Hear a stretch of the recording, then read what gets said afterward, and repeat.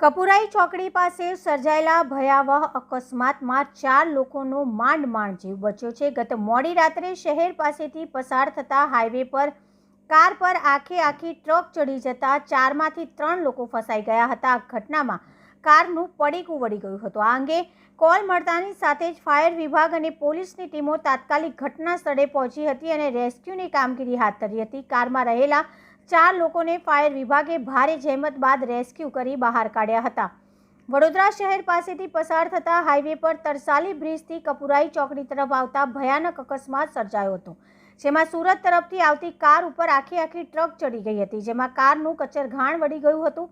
આ બનાવ અંગેનો કોલ વડોદરા ફાયર વિભાગને મળતા તાત્કાલિક ઘટના સ્થળે પહોંચી 3 વ્યક્તિનું દિલ ધડક રીતે રેસ્ક્યુ કરવામાં આવ્યું હતું। આ કારમાં કુલ 4 વ્યક્તિઓ સવાર હતા, જેમાંથી એક વ્યક્તિ બહાર નીકળી ગયો હતો અને અન્ય 3 વ્યક્તિ કારમાં ફસાઈ ગયા હતા। પોલીસ અને ફાયર વિભાગની ટીમો દ્વારા ક્રેનની મદદ લઈ ટ્રકને હટાવી તેમાંથી 3 વ્યક્તિઓનું દિલ ધડક રેસ્ક્યુ કર્યું હતું।